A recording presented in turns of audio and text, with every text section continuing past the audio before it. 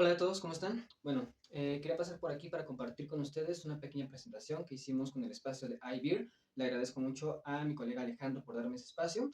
Aprovechando que es el Día de la Salud Mental, quisiera compartirles esta conversación que tuvimos acerca del tema del mito de la salud mental. Espero que lo encuentren interesante, espero que encuentren un tema que les ayude a investigar un poco más sobre lo que es la enfermedad, la salud mental y si tal vez sigue siendo un paradigma que hoy en día no sigue funcionando a los especialistas del campo IPSIN para tratar este tipo de padecimientos. Que lo Bien, como les comentaba, vamos a hablar sobre el mito de la salud mental.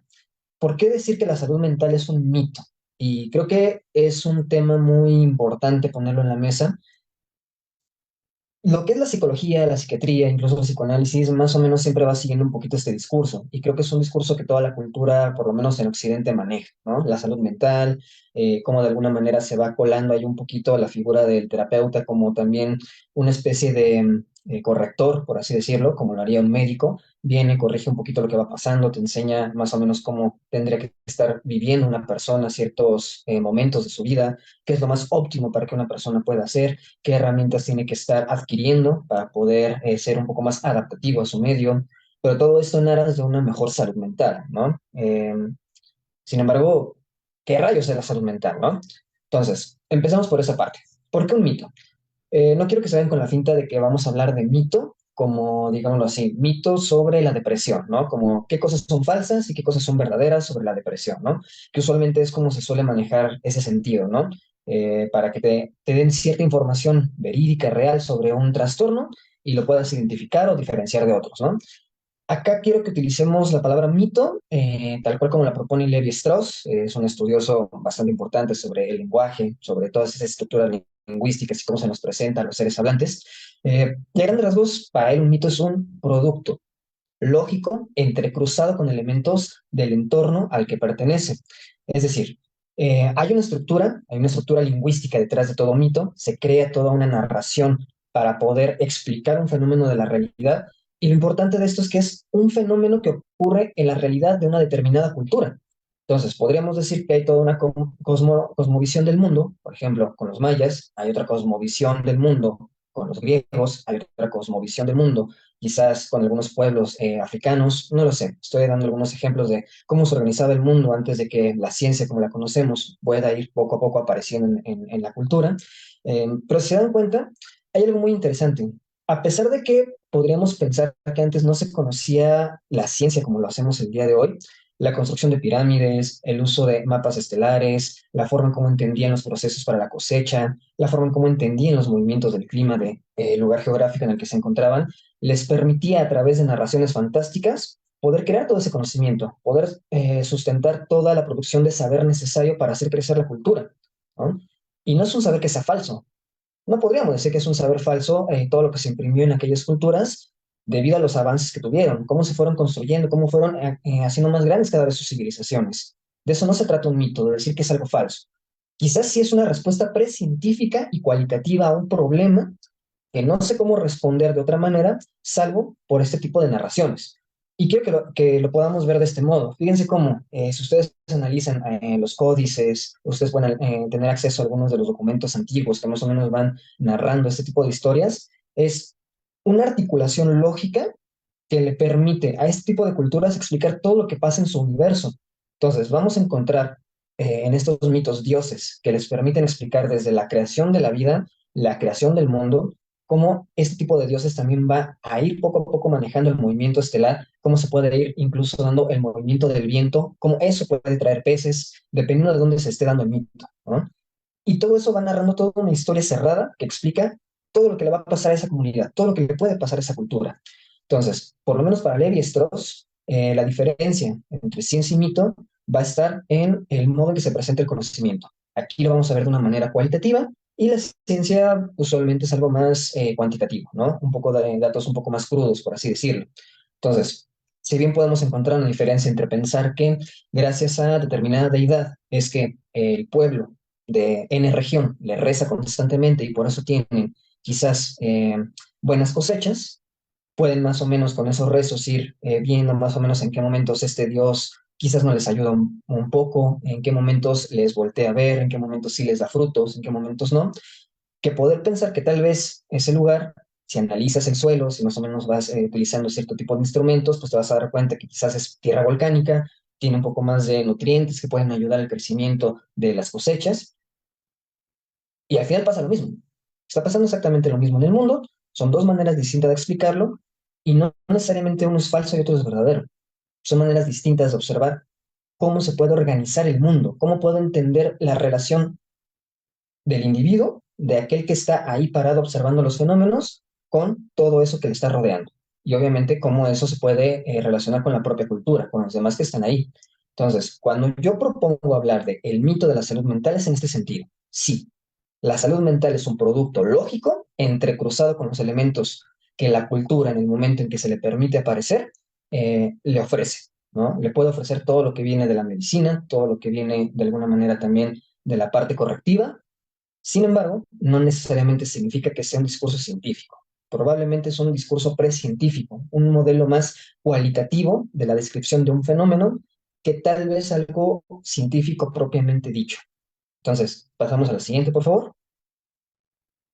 Empezamos un poquito con algo de historia. Si estamos hablando de salud, obviamente necesitamos hablar de su correlato, que es la enfermedad, ¿no? ¿Qué es una enfermedad? Es un desorden en el funcionamiento del cuerpo a nivel anatómico, fisiológico, bioquímico, que de alguna manera le impide a cada parte del organismo, así como si fuera una máquina, ir desempeñando las funciones que necesita. Entonces, si se dan cuenta, la salud vendría a ser un poquito lo opuesto, ¿no? Que el cuerpo de alguna manera pueda tener cierta estabilidad, cierta homeostasis, cierto equilibrio que le permite desempeñar sus funciones adecuadamente. Entonces, se dan cuenta aquí, tenemos que pensar que hay una manera adecuada en la que todo tiene que estar funcionando, todo lo que tenga que ver en el ámbito de la salud tiene que funcionar de tal manera que si no ocurre eso, entonces hay un desorden y por lo tanto tenemos que ver cómo intervenir en ese mal funcionamiento para que pueda volver a funcionar correctamente. Entonces, si seguimos esta línea de ideas, una enfermedad mental tendría que tener ese mismo sentido. Hay un desorden en el funcionamiento y tenemos que entrar para corregirlo. Ahora, Em, hace ratito decía Alejandro, ¿no? Esta parte de poder hablar un poco de filosofía de la ciencia es importante porque muchas veces vamos a campo, ejecutamos ciertas pruebas, replicamos ciertos experimentos y en realidad no tenemos idea de por qué se pudo llegar a eso, por qué se pudo crear algo como esto. Y la filosofía de la ciencia va un poquito de darle ese sentido, de, esto sí es científico, no lo es otro tipo de discurso, eso que te están vendiendo en las escuelas, eso que te venden como un discurso de, si haces esto, vas a hacer una clínica científica y por lo tanto verdadera, es como poderte preguntar, ¿a poco sí? ¿No? ¿A poco eso sí pasa? Entonces, para poder entender un poquito dónde aparece esta forma de entender una enfermedad, tenemos que saber que solamente puede responder a esto un modelo de entendimiento de la realidad. Y eso es a partir de entender que existe algo que se conoce como el ser, ¿no? Algo que todo el mundo utiliza, algo con lo que todo el mundo estamos familiarizados, se convierte en uno de esos verbos que nuestra cultura es ya dado por hecho en cualquier tipo de conversación. Yo puedo decir, hola, ¿qué tal? Mi nombre es Iván Sánchez y voy a hablar de tal cosa, ¿no? Yo soy esto, ¿no? Y hay una determinada serie de situaciones que se pueden ir entremezclando. Eso no sucedía siempre, no siempre había una esencia individual por la que estábamos constituidos. Antes existían otros modos de entender cómo se creaba lo que podríamos llamar el alma, la identidad, como le quieran decir actualmente. Y esto es importante, por lo menos para esta parte de la enfermedad. Si yo pienso que se necesita tener una identidad, que se necesita tener un sustantivo que de alguna manera le dé forma a esa entidad, significa que tengo que tener algún objeto, tiene que haber algo ahí que yo puedo estudiar, puedo describir, puedo ver cómo ese objeto se cierra por sí mismo, es decir, se explica a sí mismo. Yo me puedo explicar a mí mismo siendo Iván, Alejandro, Alejandro, quienes estén por acá se pueden explicar por sí mismos, independientemente de la existencia de los demás. Yo no necesito de Alejandro, poniéndolo en este sentido, para definir mi existencia. Él existe por su parte, yo existo por la mía, y ahí estamos, ¿no? Viendo qué ocurre, viendo qué pasa cuando de repente hay un choque entre estos entes, cuando hay un choque entre estas posibles formas que se presentan en la realidad. Entonces, ¿qué consecuencia tiene esto? El discurso deja de ser eh, pre- preeminentemente mágico, religioso, donde la verdad tú, de ti mismo la puedes encontrar ya sea en la naturaleza simplemente o quizás en alguna deidad, en que si de alguna manera esto te está ocurriendo, por ejemplo, que tengas alguna enfermedad del corazón, antes la podían explicar mediante quizás alguna ofensa que habías hecho a alguna deidad y entonces se te estaba retribuyendo con algún castigo. Primero se utilizaban rezos, oraciones para poderlo curar. Fue avanzando un poco tanto el propio mito, la propia mitología fue avanzando y con ello también las técnicas que se podían ejecutar para tratar estos padecimientos se va haciendo ya un poquito más, no solamente con rezos, sino con esta parte natural. Y bueno, llegamos poco a poco a explicar más bien los fenómenos del cuerpo a través de estos desórdenes, a través de cómo el cuerpo poco a poco se puede explicar a sí mismo. Ya no necesitamos recurrir a una deidad para poder explicar por qué nos enfermamos del corazón. Ya no necesito recurrir quizás a un hechizo que alguien me pudo haber lanzado para explicar por qué cada fin de semana que casualmente como algo, le pasa algo a mi estómago. Ya puedo explicar los fenómenos de una manera natural, de una manera más racional, ya puedo tener técnicamente algo de evidencia que me permita tener un objeto de estudio palpable, algo que me ayude a tener algo ahí que estudiar, que describir, que darle forma y poder relacionarme después con eso. Entonces, si algo no se va entendiendo, con mucho gusto van dejando sus preguntas. Los que están aquí sumados en la transmisión también pueden ir dejando sus preguntas y bueno, las vamos resolviendo conforme van saliendo. No pasa nada. Pero bueno, a grandes rasgos, la enfermedad se puede presentar como una entidad, algo que por sí mismo se explica, algo que por sí mismo tiene cierta presencia en el mundo y que, bueno, va a venir a alterar un poco el desorden, el buen funcionamiento del cuerpo. Vamos a la siguiente, por favor. Entonces, la clínica aparece ahí en una medicina natural y racional. Lo interesante es que es un conocimiento que se va a hacer a partir de estas descripciones sobre la enfermedad, sobre cómo puede ir apareciendo teoría, más el conocimiento que tiene el propio paciente, lo que se puede decir su doxa, ¿no? Lo que sabe de su cuerpo, lo que de alguna manera siente, lo que está intuyendo que le puede estar pasando. Me duele esto, me duele acá, de repente siento que me falta energía, no lo sé. Lo que pueda traer el paciente, el clínico lo va a compaginar con el producto que ya se conoce en la teoría y te puede dar un diagnóstico, ¿no? Más o menos puede empatar lo que le está pasando a ese cuerpo, lo que le está ocurriendo, con algún tipo de categoría que ya existe, que ya está clasificada, que ya está puesta en algún lugar, ya de alguna manera existe ese saber, y bueno, ya nada más falta como compaginar lo que trae el propio paciente con eso. Eh, lo interesante de la medicina es que por lo menos ya en el siglo XVIII, XIX, habían pensado que habían logrado ya alcanzar como su máximo desarrollo. Todos sabemos que cualquier tipo de saber es muy poco probable que alcance una máxima de desarrollo. El conocimiento, el lenguaje siempre está en constante cambio, en constante movimiento, pero bueno, ahí más o menos se pensaba que ya se tenía por lo menos la cúspide de la medicina y se había encontrado que típicamente siempre existía una localización para una entidad o una enfermedad particular, ¿no? Siempre en una parte particular de la geografía del cuerpo, por decirlo de alguna manera, se iba a encontrar un fenómeno que iba a desequilibrar particularmente ese espacio del cuerpo. Entonces, lo que le termina de dar potencia a esta idea de que siempre va a existir una enfermedad posada en cualquier parte del cuerpo va a ser la introducción de la visión anátomo-patológica. ¿Qué quiere decir esto? Que la medicina ya pudo tener acceso a nuevas formas de entender el cuerpo cadavérico, que ya tuvo acceso a todos los procesos de descomposición, diferenciarlos de los procesos de enfermedad y más o menos poder entender cómo debería de morir habitualmente una persona, ¿no? Sin una afección cualquiera. No es casualidad, en este tiempo se perfeccionaron algunas técnicas de disección, tinciones también para poder, una tinción es para poder ver al microscopio, con pintura, se pueden ver microorganismos con ese tipo de tinciones, y el microscopio propiamente dicho también aparece en esta época. Entonces, como verán, el conocimiento depende mucho de lo que esté pasando en la cultura, de cómo el campo del saber está interactuando entre sí, no hay ningún conocimiento aislado como tal, pero bueno. Creo que hay una pregunta por ahí, no la alcancé a leer. A ver, permítanme un momentito. Hay una pregunta en Face que dice, entonces,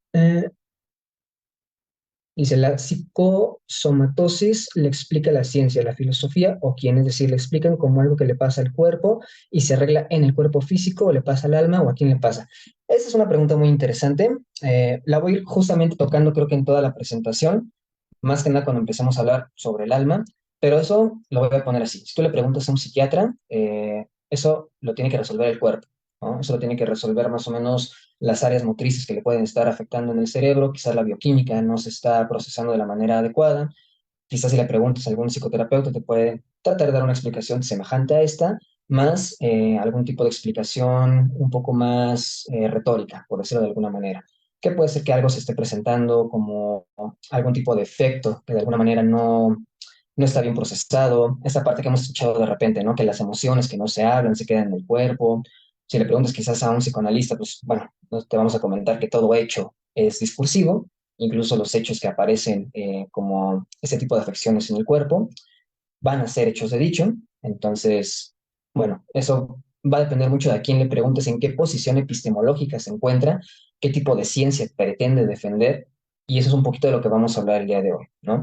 No solamente hay la ciencia, hay por lo menos, aquí vamos a decir, dos maneras de entender la ciencia, quizás pueda haber más, y depende de esa posición que te puedan dar cierta respuesta ante eso.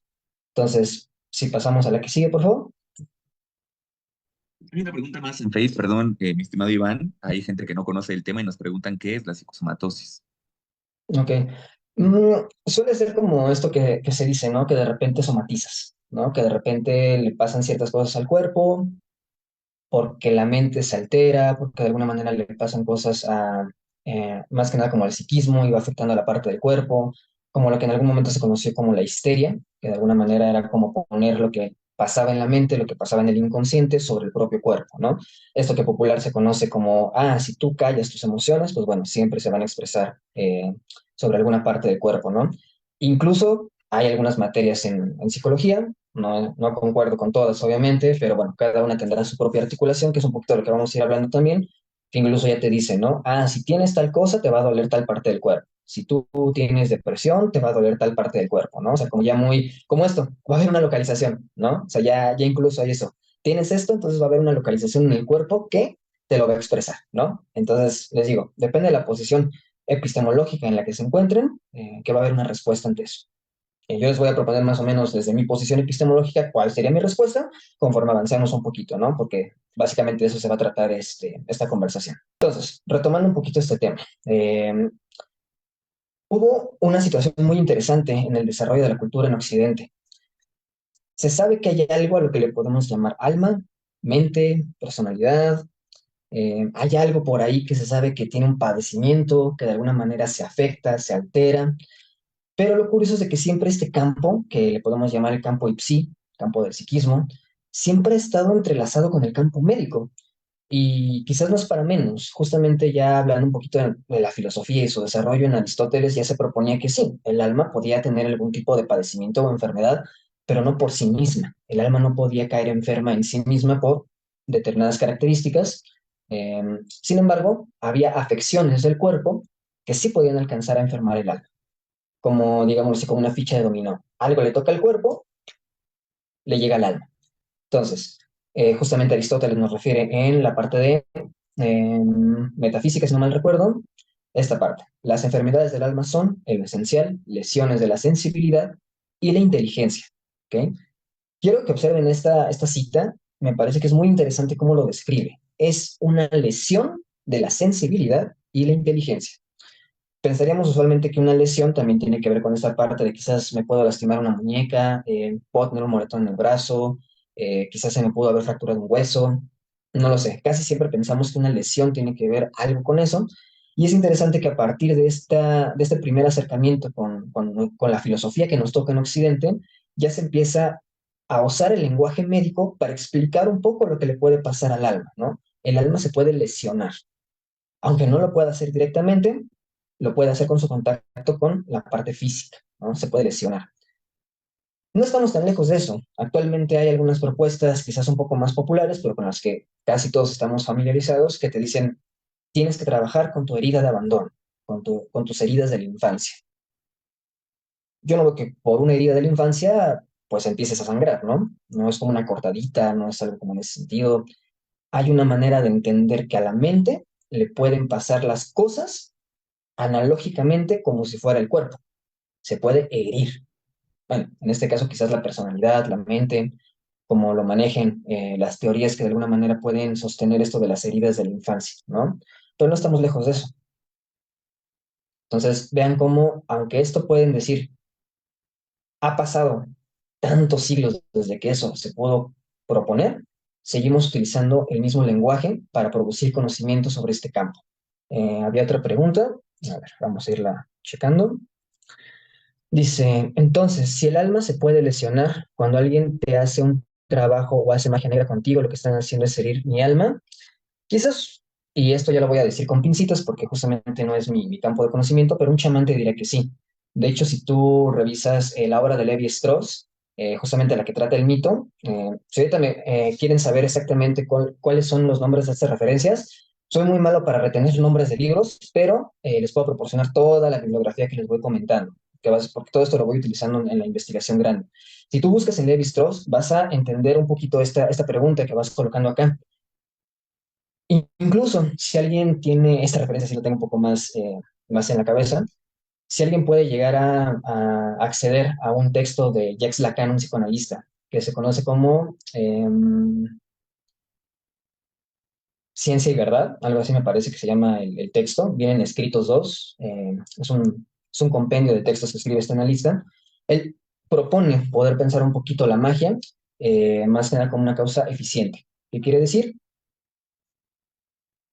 La forma en cómo va a operar este conocimiento es si uno como individuo le da la validez, si uno como individuo dice, ok, yo voy a dejar que esto tenga un valor de verdad, claro que eso va a llegar al alma.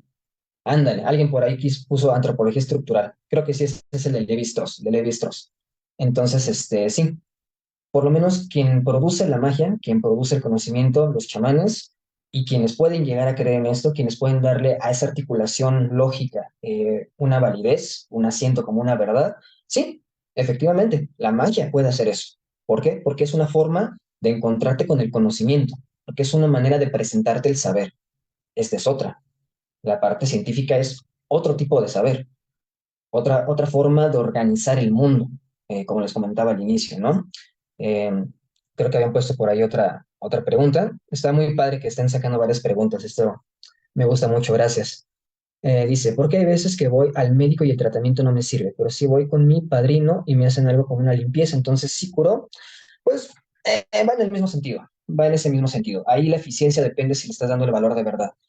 Cuando yo podría hablar, por ejemplo, de tres modos de entender el conocimiento religioso, mágico, científico, son presentaciones. Eso no quiere decir que solamente sea exclusivo de la religión, que es exclusivo de la magia o que sea exclusivo de la ciencia. Son modos en que el conocimiento se presenta, son formas de entender cómo se organiza el mundo y varios de estos ejemplos los pueden encontrar en su propia cotidianidad, ¿no? Desde momentos en los que dicen, bueno, de repente a mi primo le pasó que, ay, voy a exagerar muchísimo, ¿no? Que lo mordió una serpiente de cascabel y en lugar de encontrar a la serpiente y llevarla para que hicieran el antídoto, pues nada más dio tres patadas al suelo, hizo un aullido y ya con eso se curó en la torre.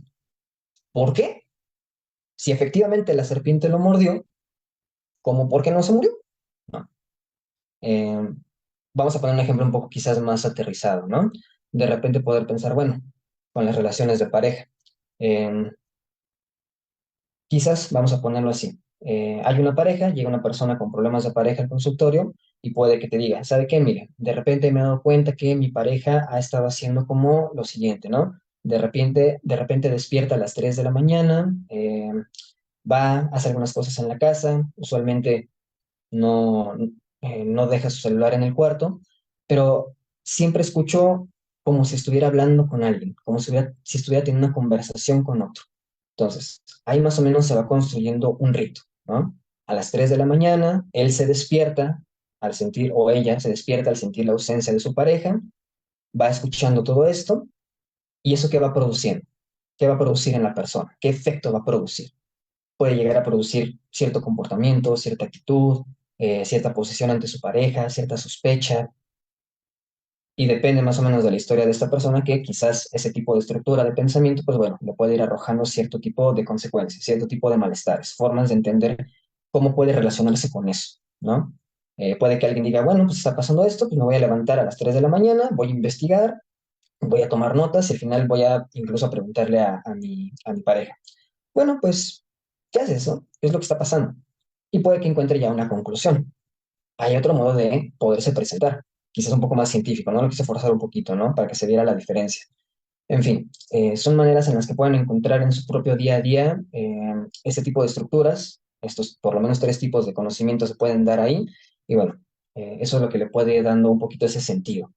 Entonces, regresando un poquito como al tema, les comentaba, finalmente, el alma, por situaciones que le van pasando al cuerpo, pues bueno, puede llegar a enfermar de la sensibilidad y la inteligencia.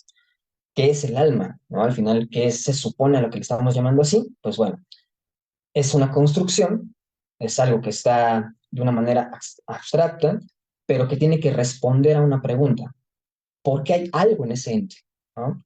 Es una pregunta bastante importante. ¿Por qué hay algo ahí que se dice Juan? ¿Por qué hay algo ahí que se dice Pedro? ¿Por qué hay algo ahí que se dice Susana? ¿Por qué hay algo ahí en el mundo? Incluso vamos a ponerlo así, ¿por qué hay algo ahí diferente de mí? Yo soy esto porque él es otra cosa, ¿no? Simplemente. Eh, si ya nos vamos a algo un poco más actual, pues bueno, vamos a encontrar que la mente tiene este mismo tipo de contenidos, tiene este mismo tipo de problemas.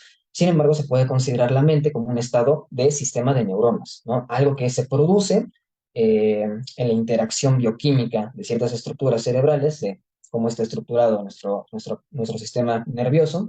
Y bueno, ahí se va a producir la mente, ¿no? En todo ese proceso bioquímico. Sin embargo, contiene lo mismo, contiene nuestra identidad, contiene lo que de alguna manera me hace pensar que soy distinto y parte de algo al mismo tiempo. Entonces, quiero que nos vayamos dando cuenta que alma y mente son conceptos que tienen su lugar histórico, tienen un momento para hablar de ellos y sin embargo tienen el mismo problema, poder responder a qué está pasando, qué hay ahí, qué es eso que está ahí. Nada más como dato curioso, antes de seguir con esta parte, ya la mente, por lo menos desde Aristóteles, era una parte del alma, ¿no? Por lo menos para Aristóteles, el fenómeno psíquico era algo mucho más amplio que solamente lo que ocurre en la mente, que casi siempre es más como un correlato de la conciencia, ¿no? Pero bueno, ahí vamos poco a poco. A la siguiente, por favor. Nos preguntan, Iván, que qué cosa es un padrino, de la pregunta que hiciste hace rato. Bueno, creo que se hacían referencia como esto de los padrinos de doble A, ¿no? A estas personas que de repente te acompañan, que están contigo, que están todo el tiempo pendientes de ti, que no estés recayendo como en la bebida. Bueno, yo al menos creo que lo entendí en ese sentido. Quizás la persona que puso la pregunta puede decir si era o no era como en ese sentido, pero sería algo así. Esa persona que te acompaña en tu proceso porque ya pasó por eso, ¿no? Es una persona que ya se puede decir se rehabilitó del alcoholismo y tú que estás entrando a doble A, pues bueno, va y te acompaña en el proceso, ¿no? Sería eso. Bueno, continuando un poquito, ¿no?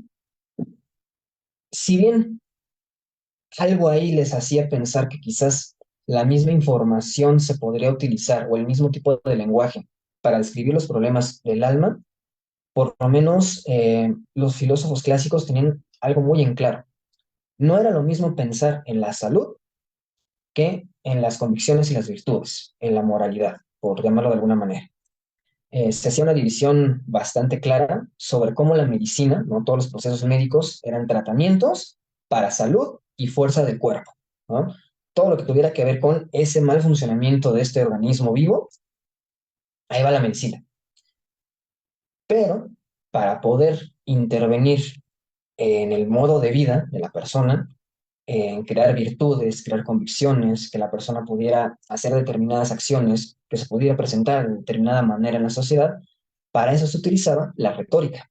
Para eso de alguna manera existían algunos movimientos un poco más lingüísticos, un poco más del uso del lenguaje, donde se intentaba a través de determinadas tesis, de determinados enunciados, que los podías hacer pasar por verdaderos, influir en las personas para poder cambiar su estado de ánimo, cambiar la estructura de sus pensamientos o incluso cambiar las acciones que ya se van haciendo.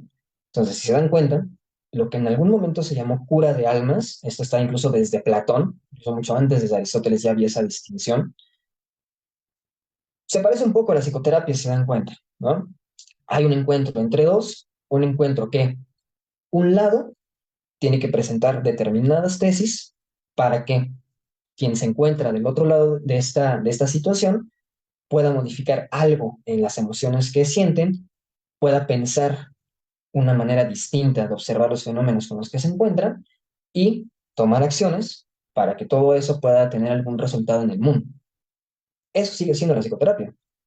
Aunque tú le pongas tareas, aunque tú le pongas, bueno, lo que sea que le ponga cada tipo de intervención en psicoanálisis, por ejemplo, es muy distinto, no se utiliza como esta parte de tareas, por ejemplo. Eh, Vamos a ponerlo así, esa parte de decretar es más un pensamiento mágico religioso, ¿no? Entonces, hay un video, por ejemplo, de una persona que pone, ¿no? Y ese video fue como muy, bueno, se me hizo muy chistoso, ¿no? Porque era un TikTok que ponía la chava, ¿no? Que su novio se había podido comprar un coche después de tanto tiempo de estar esperando por esto, gracias a que ella, como su pareja, decretó que su pareja se iba a comprar el coche, por fin lo logró. Si el chavo tuvo que trabajar, si tuvo que de alguna manera hacer algo para ganarse ese coche, no importa. Ahí hay un discurso que dice, como yo decreté esto, entonces apareció. Y eso de alguna manera sí lo vamos compaginando con esta parte de la religión y lo mágico. Tiene mucho que ver, muchísimo, muchísimo. Eh, ¿Qué pasa con, por ejemplo, con la religión, ¿no? La verdad es usada como una causa final. ¿Qué quiere decir? Como Dios ya lo sabe todo, como ya existe un plan de Dios, esto que a ti te está ocurriendo, ya lo planeó Dios. Es parte del plan que Dios tiene para ti. Entonces, aunque sea una tragedia, aunque sea, por ejemplo, ¿no? El fallecimiento de alguien, ¿no? Que te dicen, bueno, quizás ya era su hora, Dios ya lo mandó a llamar, eh, siempre hay un plan para todos. Entonces, yo puedo decretar esto, sí, hay una verdad, pero una verdad como causa final, ¿no? Como algo que ya tendría que haber pasado, porque eso ya estaba dicho, eso ya tendría que haber pasado. La ciencia opera diferente, la ciencia opera con una verdad como causa formal, es decir, existe un mundo allá afuera, ininteligible para nosotros, pero ya está ahí. ¿Qué hace la ciencia? Trata de acercarse a esa idea de mundo perfecto, trata más o menos de responder, de describir lo que hay en ese mundo, pero no necesariamente es ese mundo perfecto que está ahí, pero se le acerca la idea, ¿no? Eso es la ciencia.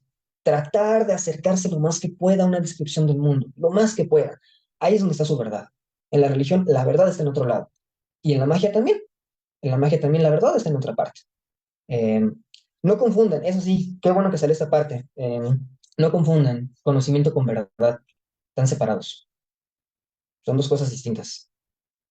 La verdad es una forma de validar, es una forma de decir si este conocimiento, dependiendo de dónde lo estemos colocando, tiene o no tiene ese valor. Para la ciencia, por ejemplo, decretar absolutamente no va a tener un valor de verdad y no pasa nada. ¿Por qué? Porque ese no es su campo, ese no es a donde está apuntando, ese no es el modo de conocimiento que trata de producir.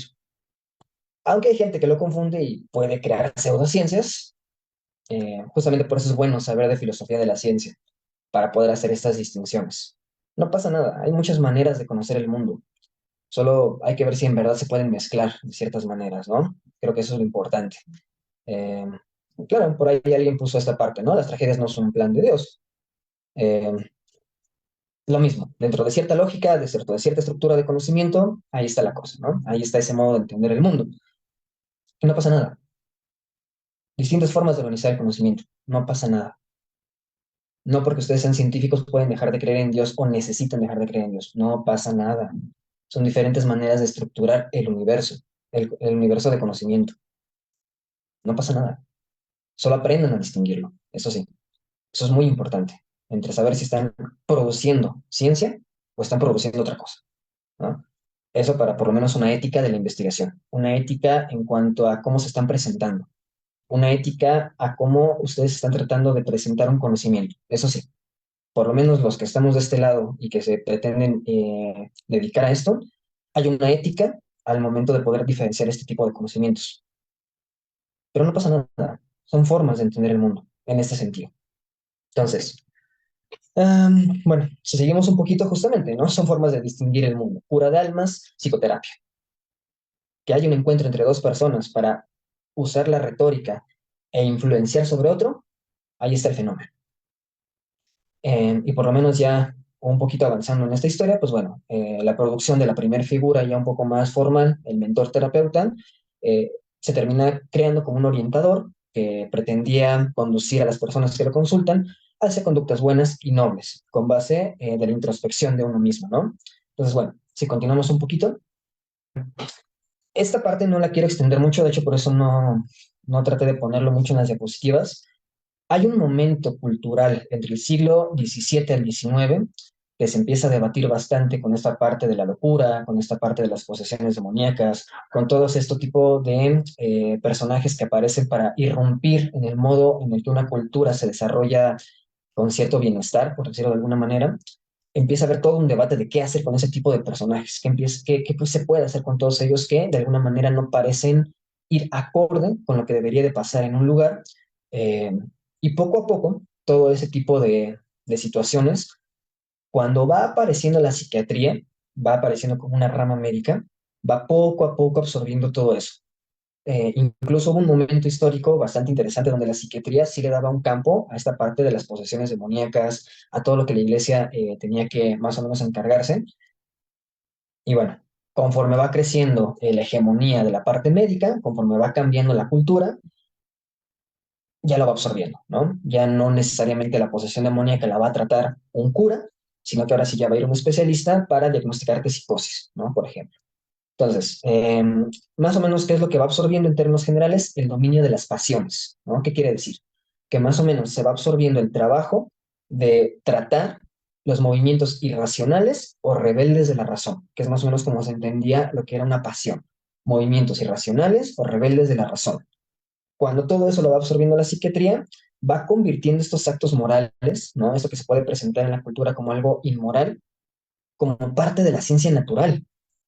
Y si esto lo convertimos en una enfermedad, como decíamos antes, tendría que haber un orden establecido en el que eso tiene que funcionar. Y si hay una enfermedad mental, hay algo en la moralidad que se está presentando como desviado, hay que corregirlo. Entonces, cuando se crea este campo de la psiquiatría, se puede legitimar que existen estos fenómenos, se les puede dar un lugar dentro del sistema de pensamiento hegemónico del momento, pero con estas consecuencias, ¿no? Con tener que decir que existe una naturalidad, que algo debe de pasar de cierta manera con determinados actos humanos, y si no pasa así, pues bueno, es algo enfermo. En este sentido es donde la psicología nace ya como una rama que se va poco a poco apartando de la filosofía para crearse como una posible ciencia, para que algunos conceptos que ya se utilizaban como mente, sensación, percepción, aprendizaje, todo lo que conocemos como mente, pueda ser medible y observable, ¿no? Eso es como la tarea que tiene ahí la psicología, poderle dar cierto estatus a esto que la filosofía ya venía de alguna manera trabajando, que la filosofía ya tenía como todo un recorrido para entenderlo e intervenirlo. Pues bueno, ahora se crea la figura del psicólogo, la figura de la psicología para encargarse de esto, junto con la psiquiatría. Pasamos a la siguiente, por favor. Bueno, alma-mente como bases de la identidad va a contener estos mismos procesos, tiene los valores, los principios, las acciones que cada uno puede tener, y todas estas intervenciones van para poder procurar el cuidado de sí, el cuidado de aquel individuo, la forma en cómo está existiendo en el mundo. Y lo interesante de esto es cómo justamente cuando se va dando esta amalgama con la psiquiatría, este cuidado de sí empieza justamente con este tipo de tratamientos físicos, ¿no? Tratamientos donde a través de electroshocks, baños de agua, exposición a vapores, ya algunos un poco más invasivos como las lobotomías, pues bueno, pretenden hacer algo con esto, ¿no? Algo con esta moral enferma, por decirlo de alguna manera. Em, y aquí es donde, por lo menos, la historia nos va dando pie para poder decir si la enfermedad mental es un fenómeno que se explica de la misma manera que se explican los del cuerpo, ¿no? Que pasa lo mismo con las acciones, con los pensamientos, con los juicios, si se desordenan de la misma manera y se tienen que seguir tratando del mismo modo. Si solamente estamos hablando de un proceso precientífico con cierto valor, como les decía al inicio, hay un valor en el mito, mas no significa que sea ya el producto científico. Tal vez se trata de un proceso histórico para poder legitimar una rama de la medicina y poder tomar todos esos fenómenos que estaban en la cultura, que todavía no tenían una explicación dentro de la hegemonía, dentro de los discursos hegemónicos, que estaban quedando al borde, pero pasaban, existían, estaban ahí. Solo se necesitaba algo que los absorbiera. Y lo interesante de esto es de que aparentemente hay una forma de decir que la mente, la personalidad, el alma tiene una materialidad, tiene una forma de aparecer y una forma de intervenir y de estudiarse. Y lo digo aparente, ¿no? Porque empieza justamente con el cuerpo.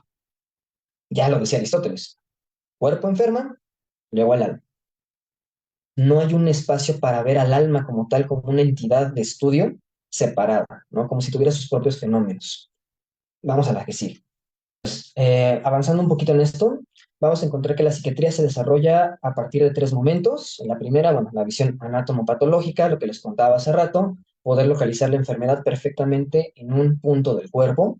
Eso, por lo menos para el estudio psiquiátrico formal, se abandonó rápidamente en términos históricos para pasar a un modo de entender la enfermedad mental como una psicofisiología, como una alteración de los instintos. Ya no se trata de que solo una parte del cuerpo está presente en el proceso de enfermedad, sino que todo el organismo investido de cierta energía, investido de ciertos procesos mentales, va al mundo, descarga esa energía en determinados objetos, actúa en el mundo como descargas de energía que le ocurren al cuerpo, y eso ya se parece un poquito a lo que más o menos conocemos, ¿no? Ya tenemos como una psiquiatría, una psicología, incluso un psicoanálisis que nos habla de que hay algunas conductas que tienen que pasar de alguna manera, que se tienen que dar de cierta forma para que el individuo pueda pensar, pueda razonar y pueda ejecutar acciones en el mundo. Y este es el punto de mayor desarrollo para la psiquiatría. Vamos a pensarlo así. Si se supone que hay un instinto, ¿no? Y el instinto es algo natural, seguimos en esta parte de una naturalidad y racionalidad, algo que debe de pasar. ¿Qué puede decir aquí la psiquiatría, por ejemplo? Lo voy a poner en este contexto. Y quizás el ejemplo que más se puede llegar a usar por la visibilidad que tiene actualmente. ¿Qué te puede decir la naturaleza? Ah, es natural que los impulsos sexuales tengan una meta, que es la reproducción, y que tengan un determinado objeto. Si eres hombre, tu objeto tiene que ser una mujer para que cumpla la meta de la descarga, la reproducción. Si eres mujer, tu objeto tiene que ser un hombre para cumplir con la meta de la descarga, la reproducción. Algo que no se le parezca a eso es una desviación de la norma, es una desviación de lo natural, es algo enfermo. Y así aparecen los primeros manuales de psiquiatría. Y eso lo pueden encontrar quizás todavía en alguna librería de libros viejos, quizás un manual, un DSM 1 o 2, si alguien puede llegarlo a localizar, va a encontrar con la homosexualidad entre sus páginas. ¿Quién podría decir abiertamente ahora que un homosexual es alguien enfermo porque le gusta un hombre siendo hombre, una mujer siendo una mujer? Abiertamente, ¿qué lugar se le da a ese tipo de discursos, ¿no? Que te digan, ah, tú eres homosexual, estás enfermo. Fue con la cultura, con lo que eso cambió. Fue con el modo de recibir ciertas prácticas, ciertos modos de entender el desarrollo del ser humano. Pero si tú me hablas del siglo XVII de peste bubónica, me vas a seguir hablando en el siglo XXI de peste bubónica de la misma manera. Va a haber algunos cambios minúsculos, pero me vas a seguir hablando de lo mismo.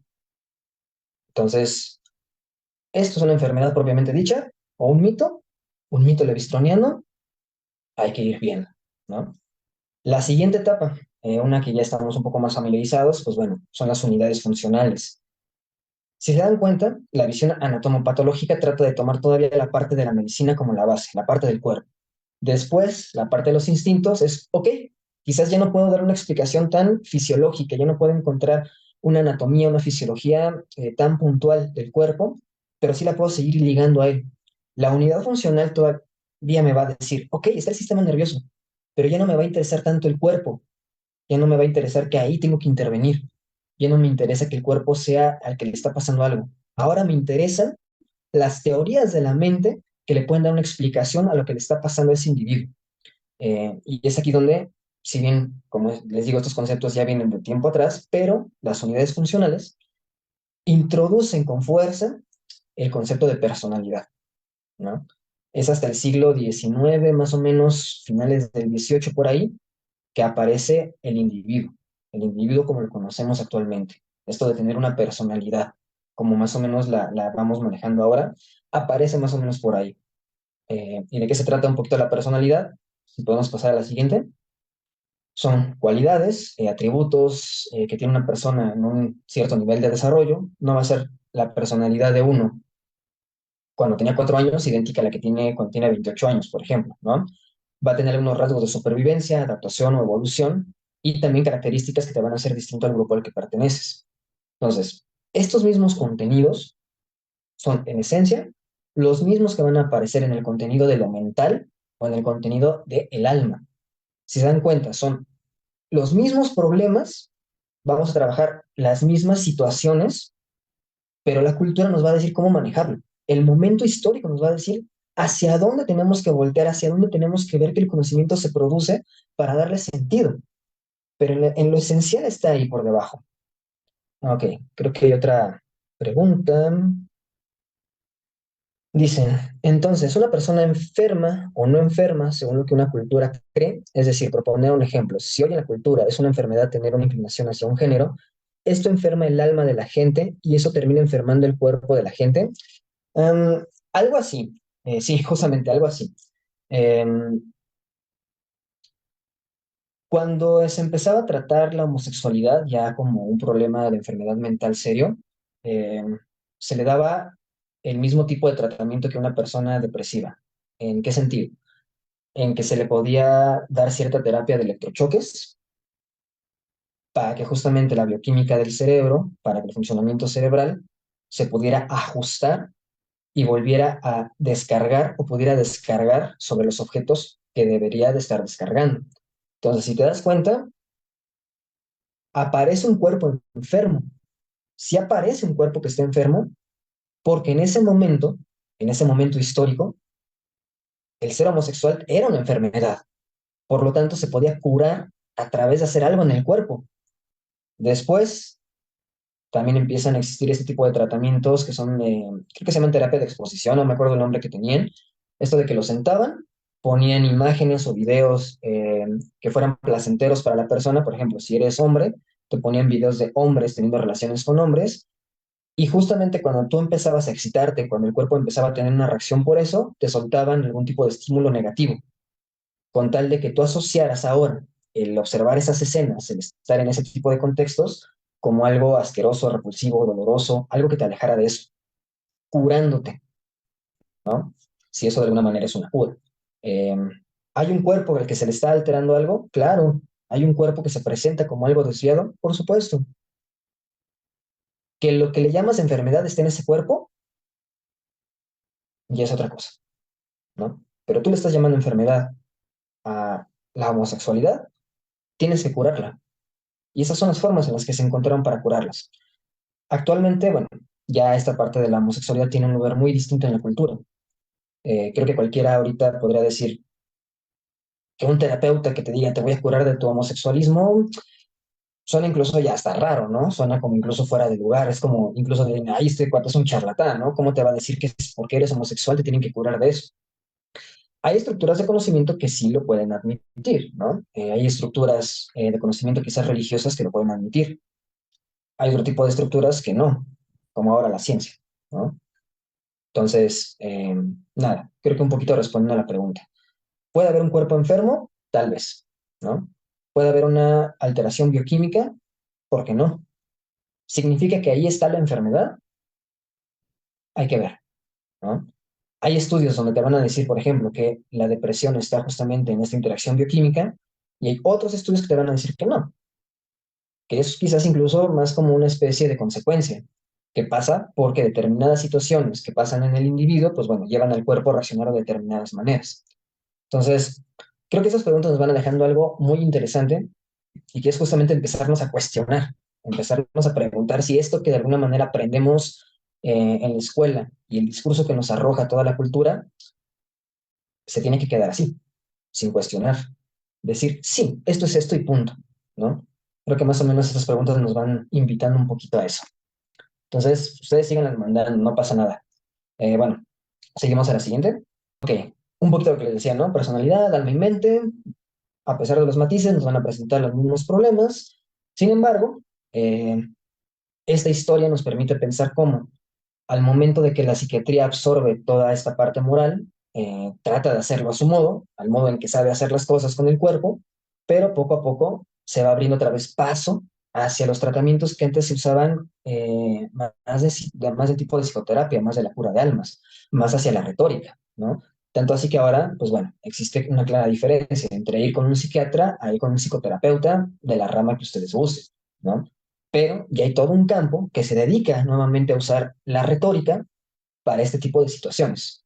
Eh, de hecho, la psicología pretende en la tercera etapa hacer todavía una diferencia muchísimo más grande de la psiquiatría. Hay una lucha en los movimientos psicológicos para poder desprenderse. De hecho, eso sí está quienes hayan llevado historia de la psicología, incluso eso se los dicen desde la escuela. Que eso quede de alguna manera como un poquito enterrado, pero creo que es importante ponerlo. Sí hay una lucha de la psicología por abrirse un campo propio, pero todavía la psicología sigue utilizando la esencia de la enfermedad mental, sigue utilizando los cánones de la psiquiatría mucho como una base para lo suyo. Es como decir, me separo de acá, pero voy a utilizar tus cimientos, ¿no? Voy a utilizar lo que tienes acá para darme forma. No digo que esté mal, solo que hay que ir revisando qué tanto se ha logrado continuar con esa independencia, ¿no? Incluso desde esos cimientos. Bueno, eso un poquito. La consecuencia de todo esto es que por lo menos hasta este punto, la mente sigue siendo un fenómeno que aparece detrás de lo físico, que sigue apareciendo como algo extraño, algo que se explica a través de lo que le pasa al cuerpo, a través de sensaciones y percepciones, pero no como un campo propio, a pesar de que haya mucho trabajo al respecto, ¿no? Seguimos a la que sigue. Esta parte creo que es bastante importante. Problemas tanto de ontología como de epistemología que va a tener esta clínica. De entrada condiciona los fenómenos psíquicos solamente a la biología y nos impide tener una materialidad como campo de estudio. La ontología usual, la ontología euclidiana, la clásica y la epistemología positivista debería más o menos bastar, ¿no? Se supone que debería de bastar con esto de observar, registrar, más o menos como darle esa forma de entender, ¿no? Sin embargo, usualmente estos son marcos teóricos que son un poco erosionados, ¿no? Que buscan, sí, colarse con la ciencia para poder explicar un fenómeno que tal vez tiene un sesgo muy grande. El propio objeto de estudio de la psicología es lo mismo que está produciendo su conocimiento. La realidad humana tratándose de explicar de alguna manera a sí mismo. Entonces, el campo ipsi va a carecer de una realidad de estudio propia. Incluso va a haber algunos fenómenos interesantes con la propia percepción de la realidad. Eh, si seguimos esto que les decía de la ciencia ya opera pensando que hay una realidad dada, un mundo ahí afuera, y hay que alcanzarlo. Entonces, más o menos la psicología va por ese mismo sentido. Ya hay una realidad, hay cosas que pasan, más o menos los juicios, la razón se le va acercando, y hay cosas ilusorias, como las emociones, por ejemplo, que nos alejan de esa realidad. Entonces se tiene que ir corrigiendo esa parte de la ilusión. Eh, y al final termina habiendo una confusión entre lo que es una enfermedad y problemas morales, problemas éticos, problemas de la existencia de cada uno. Eh, los problemas con los que trabajamos en este campo en realidad no se están corroborando con una evidencia directa, una evidencia palpable, ¿no? Como la haría la ciencia dura, sino que nuestro campo es el de la razón especulativa. Es un campo de conocimiento distinto. Se parece más a lo que hacen las matemáticas. Muchos les van a comentar que la matemática no es ciencia. ¿Por qué? Porque sus objetos de estudio no están puestos en el mundo. Ustedes no van a ver un 17 corriendo en la calle, no van a poder hacer un experimento bioquímico de un 32, no van a poder conocer los hábitos alimenticios de un 2024. No hay algo que le dé un sustento a los números y sin embargo alteran lo que pasa en el mundo. Sin los números no podríamos estar aquí nosotros reunidos a través de una pantalla. Más no significa que tengan una materialidad como la conocemos, la palpable. Eh, Eso es lo que trabajamos un poquito de este lado, o es hacia donde queremos que podamos abrir los ojos, por decirlo de alguna manera. Decir, hey, nosotros trabajamos un poquito de esta manera, no de esta. Trabajamos más como una matemática. Continuamos, por favor.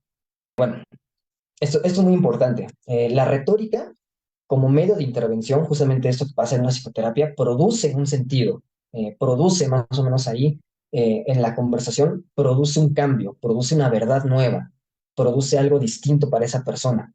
Ahí es donde se va produciendo cada evento en esa psicoterapia. En esos momentos se produce algo nuevo. Si la verdad para mí solamente era que todos los hombres son iguales, todas las mujeres son iguales porque te terminan engañando, puede ser que con un tratamiento psicoterapéutico se pueda innovar esa forma de entender la realidad y no todo hombre es de esta manera, sino determinado hombre, determinada mujer es de esta manera y por lo menos mi forma de involucrarme con el otro propicia a que esto aparezca también, ¿no? Como de, ok, yo también tengo algo que ver en esa interacción. Entonces, mi modo de entender el mundo cambia. Es muy contrario a lo que hace la ciencia. La ciencia ya tiene una verdad predeterminada. La ciencia ya tiene que operar con una verdad que está puesta ahí, no la puede producir. La ciencia descubre cosas, lo descubre porque ya estaba ahí. La psicoterapia tiende a la creación, tiende a crear cosas que no estaban ahí. Son formas distintas. Y si le preguntan desde Aristóteles hasta la actualidad, muchos epistemólogos, la retórica, la sofística, todo lo que tiene que ver con una producción de verdad en el discurso, no es ciencia, no es ciencia. Eh, Un poquito de lo mismo, se presenta una reducción hacia percepciones y capacidades biológicas. Se supone que las bases positivistas de la psicología tendrían que bastar, pero quizás son algo cuestionables cuando nos ponemos un poquito a revisarlas. Eh, la psicología por lo menos parte de dos conceptos. Yo hablo de la psicología como el campo en general, ¿no? Como este campo que se va creando de conocimiento. Parte del concepto de engrama y vinculación asociativa. Estos conceptos van un poquito de la mano. El engrama es como ir tomando fotogramas, ir tomando fotografías en cada momento que vamos pasando, y eso va dando la sensación de que existe una conciencia, de que existe un movimiento del sí mismo, de que hay lo que va pasando justamente con cada fotograma. La vinculación asociativa es un poquito como hacer ensamblar esos engramas. Y el punto de esto es de que esas fotografías, esa tira, ese rollo, va dando la sensación de que sí tengo algo que estudiar, que sí tengo un material de trabajo, pero ese es un concepto idealista, ¿no? Es un concepto igual de que hay una idea de lo que está pasando ahí y quizás puedo trabajar con eso, mientras que la vinculación asociativa es más un ejemplo intuicionista de conocimiento, que quiere decir que, bueno, esto solamente es por lo que le pasa al cuerpo, lo que el cuerpo siente, lo que el cuerpo experimenta, y nada que ver con algún tipo de idea, nada que ver con algo que aparezca como una verdad ahí, que sería el engrama. Son como tratar de forzar dos formas diferentes de entender la producción de conocimiento y más o menos crear ahí algo que se parece a un objeto de estudio. Esto que provoca que tanto el alma, la mente, la personalidad, pues bueno, sean un collage de estas impresiones. Y lo que les decía hace rato, que exista una realidad ilusoria, una realidad verdadera. Una realidad por fuera del individuo, una realidad interna, ¿no? Ya ven que existe como esta diferencia entre lo que pasa en el mundo y lo que pasa adentro de mí, ¿no? Como si fueran cosas distintas, como si hubiera alguien que se tiene que relacionar con algo diferente, que está ahí, que le es ajeno. Más o menos es la forma que va tomando la psicología y que tiene estos problemas en su base. Tiene esos problemas de poder realmente decidirse qué forma tiene su conocimiento, de qué manera lo puede producir, de qué manera lo va a presentar. Y bueno, me parece que no es un problema que le sea ajeno, ya que viene desprendiéndose totalmente de esta rama psiquiátrica que en ese momento trataba de volverse legítima, que trataba de tener un lugar en ese discurso que estaba top en esos momentos, en el discurso médico, que de alguna manera tenía un poder y una representatividad social bastante grande. No me parece que sea fuera de lugar que esto pase. El problema es que sigue pasando, que no se ha detenido el asunto a preguntarnos qué pasa con esas bases. Ese es el problema que trato de denunciar, ¿no? A la que sigue, por favor. Ya hablamos mucho del problema, espero que vaya quedando un poquito claro por lo menos cuál trato de transmitirles que considero que es el problema, cuál sería la respuesta, ¿no? Que se pretende seguir, que se pretende dar a esto. El giro lingüístico. Es un movimiento filosófico que trata de cambiar las bases de la producción de conocimiento desde su ontología, es decir, desde la forma en cómo se concibe, cómo se construye la realidad, y bueno, eso obviamente tiene que enlazar con la epistemología y luego con las prácticas científicas. Ok.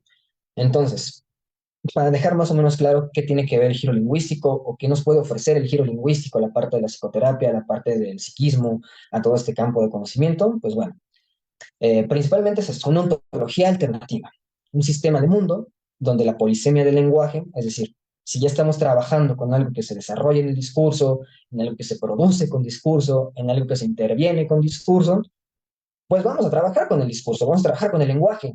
Y el lenguaje es polisémico, tiene muchos sentidos, tiene contradicciones, tiene modos en los que la ciencia no puede operar. La ciencia trabaja con algunas reglas básicas. No se pueden contradecir sus propuestas, sus proposiciones. Tiene que haber una identidad en esas proposiciones y esa proposición no puede ser y no ser al mismo tiempo. El lenguaje sí, y no por eso es que existan formas de trabajar con otro tipo de reglas, por así decirlo. En este caso, vamos a proponer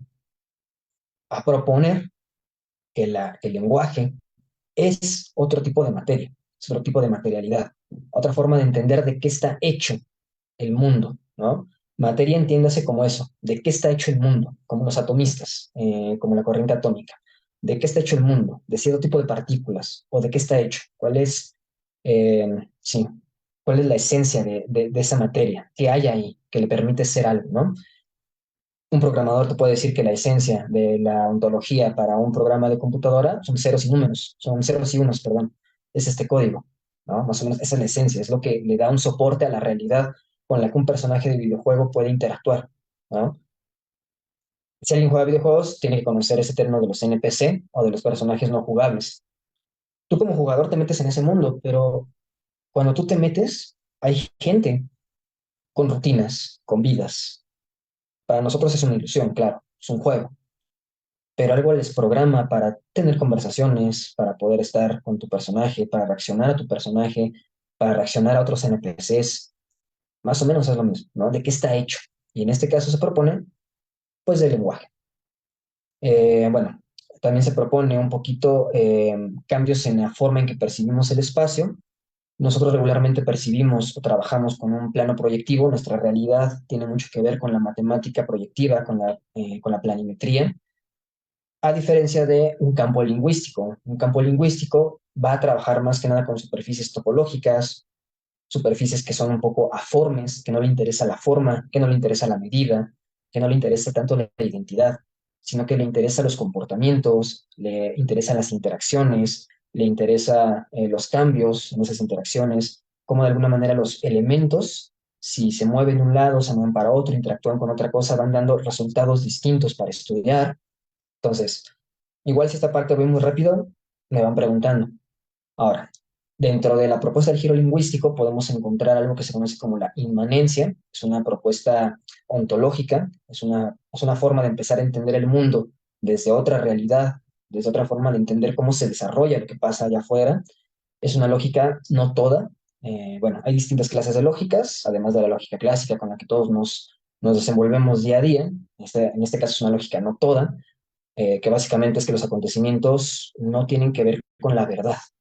Aquí no tiene que ver con que haya una verdad y una falsedad en lo que pasa, sino que son verificaciones. ¿A qué me refiero? Por ejemplo, puede llegarles un paciente a los que trabajan en clínica que, a pesar de que sabe que su pareja no lo engaña, a pesar de que sabe que su pareja le es fiel, a pesar de que tiene toda la certeza de que su pareja no puede hacerle algo como eso, llega con ustedes. ¿Por qué? Porque está convencida de que su pareja en cualquier momento ya le está engañando, a que si se va al trabajo, ya lo está engañando, a que si se va de copas, ya lo está engañando, a que si se va con su familia, ya lo está engañando. Y él perfectamente sabe que no es verdad, sabe que esas premisas no son verdaderas. Sin embargo, tienen una veracidad en el modo en que se presenta en el mundo, en que se desarrolla en el mundo, en que puede tener un lugar en el mundo. Entonces, el lenguaje aquí va a producir sentidos, va a producir significados, va a producir subjetividad. Y bueno, un concepto muy importante dentro del giro lingüístico es el concepto de estructura, más o menos de la mano con la parte de la topología. Una estructura básicamente es un conjunto cerrado de elementos doblemente dependientes, comprometidos en una red de relaciones internas, opositorias recurrentes. Para no enredarlos tanto, una estructura es, supongamos que tenemos un círculo y adentro tenemos elementos que solamente pueden tener un solo lado. Pues solamente vamos a encontrar círculos, ¿no? Solamente hay algo que puede entrar ahí. La forma en cómo se presentan los círculos, la forma en cómo interactúan con el propio conjunto, con el hecho de existencia del conjunto, le va dando un lugar a ambos. El conjunto no puede existir sin los círculos que están dentro. pero tampoco esos círculos pueden existir si no hay algo semejante que esté junto con ellos interactuando y sin que se haya enunciado el propio conjunto. Y esto se puede ir haciendo cada vez más grande, más pequeño. El siguiente conjunto puede ser ahora elementos con uno y cuatro lados, por ejemplo. ¿Qué realidad les ofrece eso? ¿Qué es lo que de alguna manera puede interactuar ahí? ¿Qué cosas pueden aparecer en ese otro mundo? Y es muy distinto, ¿no? Y solamente se cambia el enunciado, se cambia las reglas del juego, las reglas de lo que puede aparecer y lo que no puede aparecer. Si algo de tres lados aparece ahí, es algo que en matemáticas se llamaría algo real, algo imposible, ¿no? Porque el conjunto solo puede ser de dos, de cuatro o de un solo lado. Si hay algo de tres, se sale totalmente de lo que es posible. ¿Deja de existir? Pues no. Solamente que para esa estructura, para ese modo de entender el mundo, eso es imposible. Eso no debería de pasar. Entonces, creo que había otra pregunta por ahí. Nada más quería como terminar justamente la idea de esta diapositiva. Decían, entonces los problemas psicológicos son consecuencia de cómo nombramos las cosas y el nombre que le ponemos a las cosas puede enfermar el cuerpo. No, el lenguaje no es nombrar cosas. Incluso ese es como un error muy común, pensar que el lenguaje es nombrar cosas. Eh, las cosas están ahí. El nombre es totalmente arbitrario.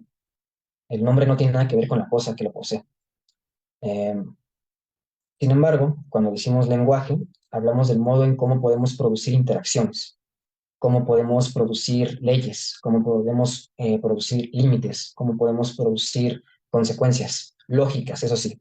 Cuando hablo de límites no es como en psicología que usualmente se dice, decir, hasta aquí, dile no a tu familia, dile no a tu no, pon un límite, no.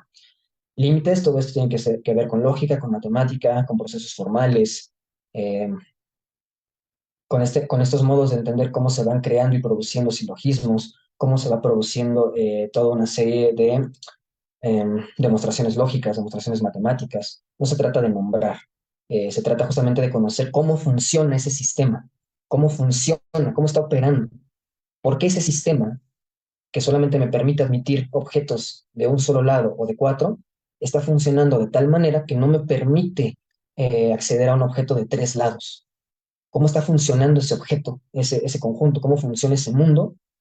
¿Y qué pasa con ese objeto? ¿Por qué apareció un objeto de tres? ¿Por qué ese objeto está ahí si se supone que no debería de estar ahí? ¿Cómo le puedo hacer para que ahora ese objeto tenga una realidad en este mundo? ¿Cómo le puedo hacer para más o menos darle un espacio a esas reglas que puedan admitir de repente que ese fenómeno puede aparecer?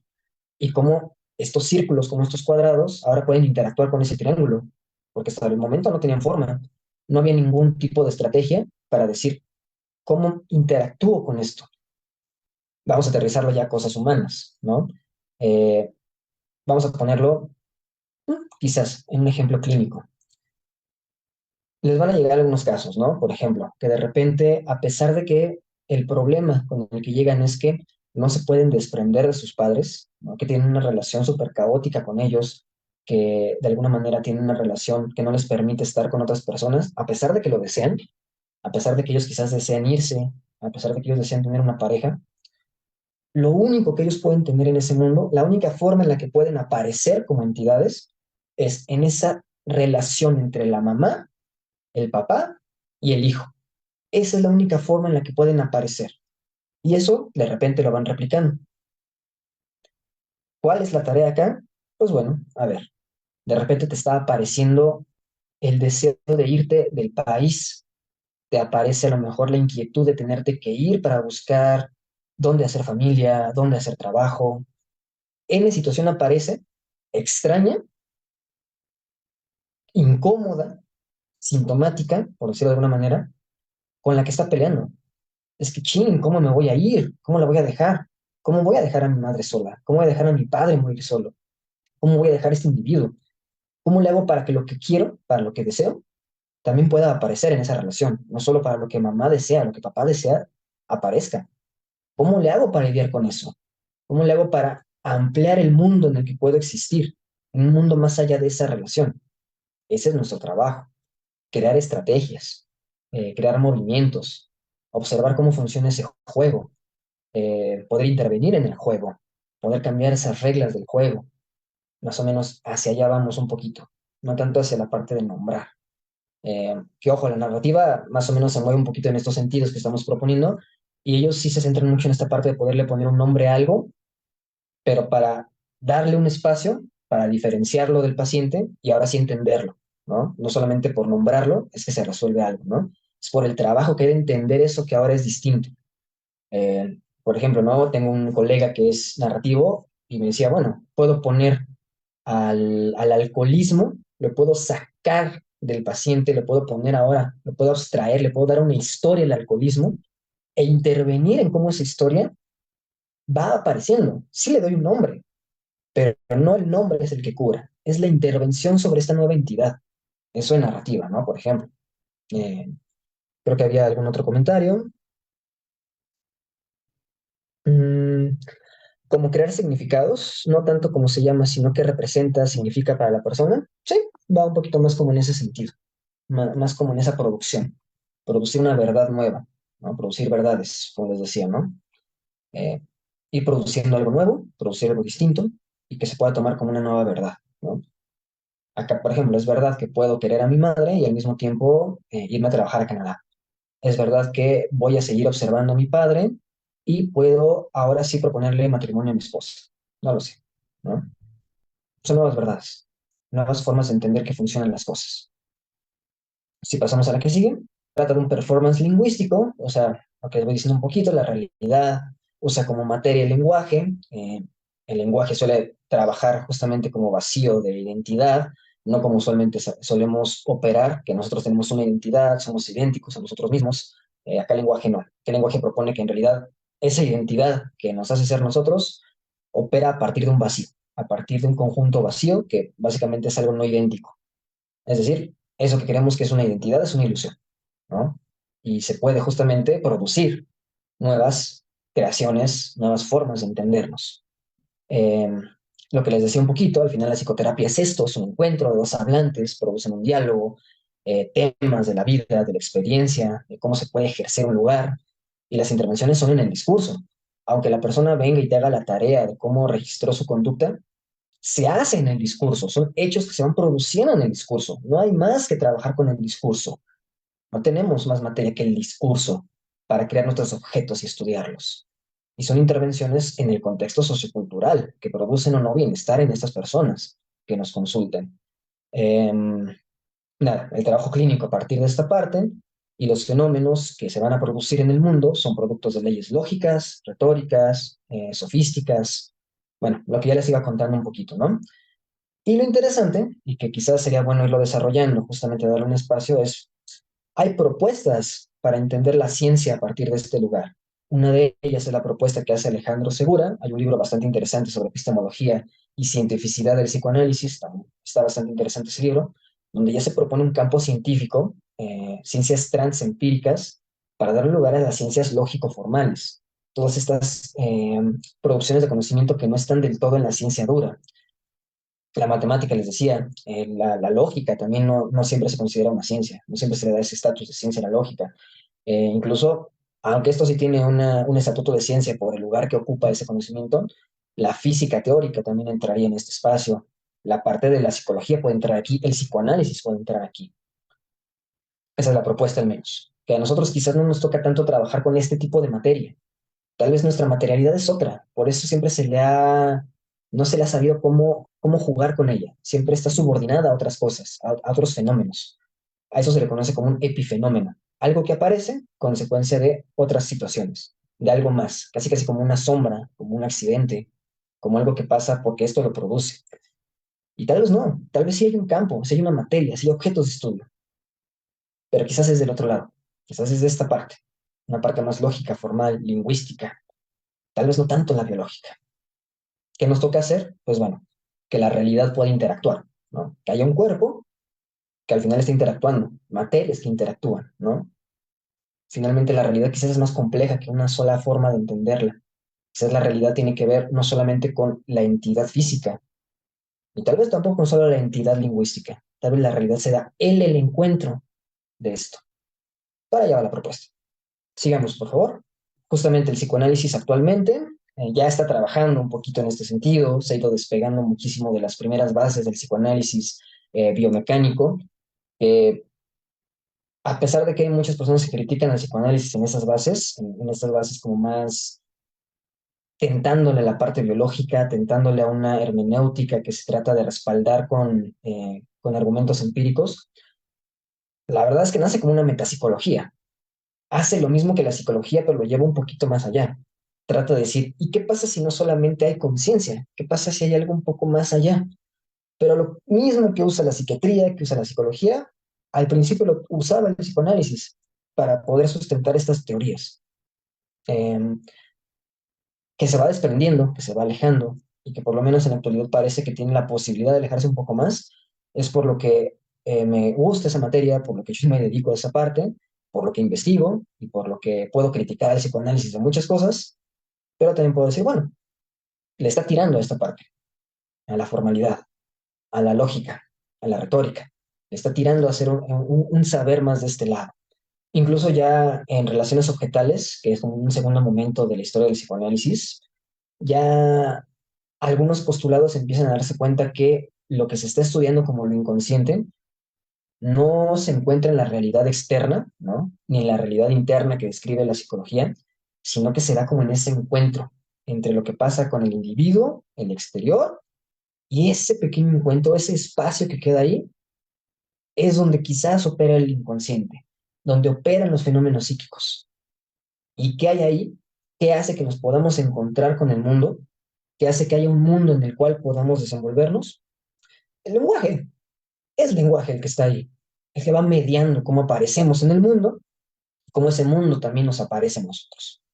El inconsciente ya no se propone como algo que está interno, como algo que está enterrado de la propia conciencia del mundo interno, sino que ahora el inconsciente es una superficie topológica, una superficie que está dada dentro de la estructura del lenguaje, está dentro del campo del lenguaje, es un campo como en matemáticas, un campo abstracto de fuerzas que influyen en el mundo, y que bueno, al final todas estas partes de las teorías energéticas que se utilizaban al inicio se convierten en interacciones entre materia tridimensional, entre el cuerpo y toda esa lingüística que me va creando las leyes para poder más o menos desenvolverme en el mundo y que me dice incluso qué es lo que se supone que soy en ese mundo. Trabaja con una realidad efectiva, ¿no? Lo que les decía, el modelo de realidad es, sé que es verdad que no pasa nada de esto, pero la realidad que se me presenta es que sí pasa, que mi pareja sí me está engañando. Esa es una realidad efectiva, no es verdadera. La verdad está acá. Yo sé que esto no pasa, esto es verdad, pero la realidad que se me presenta es muy distinta. Y ahí está el ser humano, en esa realidad. También el psicoanálisis empieza con sus propios mitos. El psicoanálisis también empieza, por ejemplo, con el mito del Edipo, a retomar esa parte, el mito de la horda primitiva, ¿no? Del gran padre. Pero es eso, es un mito, como en Levi-Strauss. Es un primer acercamiento, una primera forma de tomar lo que hay ahí en la cultura para explicar ciertos fenómenos. Ahora se trata de hacer algo distinto, se trata de formalizar, se trata de explicar a través de fórmulas que se aproximan a la matemática, eh, silogismos, axiomas, algo que ya no tiene nada que ver con el mito, que tiene que ver más con el funcionamiento de cómo opera la realidad, cómo se va creando la realidad y los problemas que eso lleva, que los problemas que eso le va haciendo a la persona que nos consulta. Vaya. A la que sigue, por favor. Lo inconsciente se convierte en un fenómeno transindividual y transgeneracional. Volvemos a lo mismo, ya el psicoanálisis no trabaja con un inconsciente personal. Lo inconsciente es un fenómeno del lenguaje que viene atravesando todo el conjunto de seres hablantes con los que nos posicionamos, con los que hacemos cultura, con los que hacemos sociedad, con los que hacemos familia, y justamente transgeneracional.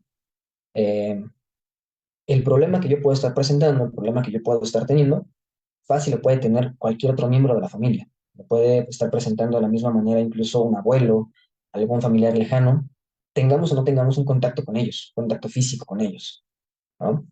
Incluso un ejemplo que quizás puedan ustedes identificar más fácil es esta parte de la película Coco, ¿no? En Coco se ve que hay algo transgeneracional. El chico, el de la película, jamás conoció al abuelo, al tatarabuelo, perdón. De hecho, era una prohibición del sistema familiar hablar de él. ¿Y él qué hace? Restituye un poquito eso, restituye ese espacio, trae de nuevo el problema de la música a la familia, le devuelve una forma de aparecer a la familia distinta que se le había quitado.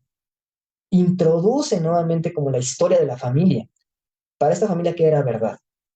Que el músico los había abandonado, que había preferido seguir su sueño, dejando a toda la familia, y entonces, pues bueno, ahora se produce toda esta historia.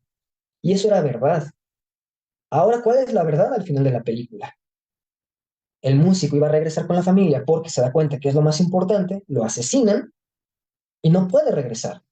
Y eso logra cambiar el lugar de ese personaje y no solamente cómo aparece en la familia, sino que ya es posible que la familia también toque música, que le es posible a la familia hacer algo nuevo, algo distinto. Eh, lo pongo justamente porque es un ejemplo muy claro de lo que es lo transgeneracional, creo que es bastante interesante verlo de esa manera. Eh, bueno, todo esto ya nada más es un poco de irlo rebuscando un poquito de lo que les sigo diciendo. Las estructuras clínicas, ¿no? La neurosis, la psicosis, la perversión, son más bien estructuras en un sentido de relación de elementos, tiene que ver con la planimetría y la lógica con la que esos elementos interactúan. Las leyes que se utilizan para estudiar estos fenómenos son leyes lingüísticas, metáfora y metonimia, y no trabajamos per se justamente con el individuo que consulta. No trabajamos con Miguel, por ejemplo, si fuera un análisis. Se trabaja con un sujeto, con un tema, con una tesis de investigación, que en este caso sería, bueno, todo el problema que se le va presentando a Miguel en torno a la música, el tema de la música, ¿no? Ese es el sujeto ahí. El sujeto en análisis es la música, por ejemplo. Bueno, las bases epistemológicas, en lugar de ser evolucionistas, mecanicistas, van a ser formalistas, teoreticistas, nominalistas, bases que usualmente usa la lógica, que usa la matemática, que utiliza la física. Y bueno, eso hace una clínica totalmente distinta, que no solamente pueda seguir operando como suele operar, sino que también tenga las bases filosóficas, que pueda ponerse en un lugar y decidir qué tipo de conocimiento quiere ser, qué reglas tiene que seguir y cómo eso le puede dar un lugar un poco más independiente, un poco más libre de poder hacer sus teorías, sus objetos, sus prácticas, sin la necesidad de estar como siempre aplastado, de alguna manera siempre a la sombra, siendo solamente un epifenómeno, algo que le pasó, que ocurrió porque le pasó al cuerpo. Simplemente es movernos, seguir ese movimiento que la psicología empezó y seguirle dando, seguirnos separando un poquito. Como les decía, no se trata de decir que esto está mal, para nada. Es quizás entrar en un sistema de conocimiento que sea congruente con lo que hacemos, congruente con lo que estudiamos. Y lo que sigue, que hay una filosofía de la ciencia, hay una forma de entender cómo se produce el conocimiento, hay una historia detrás del mito de la salud mental, hay una historia en la que se trata de legitimar algo, de que se trata de darle una posición a un conocimiento, pero una historia también de separación, de emancipación, y una historia que podemos continuar, que quizás ya existe el modo de pensar ese tipo de ciencias, que ya ha sido puesto en la mesa otro tipo de epistemología, otro tipo de formas de entender la realidad, quizás ya nos permite salir un poquito de ese espacio, seguir saliendo de ahí. Por lo menos desde la parte del psicoanálisis lo puedo proponer, pero no me parece que esto se tenga que limitar al psicoanálisis. La narrativa ya va para allá. Quizás incluso las terapias de última generación en la parte cognitiva, quizás también ya van para allá. Pero ¿qué tanto le estamos dando ese peso? ¿Qué tanto estamos siendo conscientes del trasfondo de lo que practicamos, de lo que pensamos que es verdad? Bueno, eso sería todo y muchas gracias por escucharme en este pequeño debraye. Entonces, si hay más dudas, más comentarios, adelante.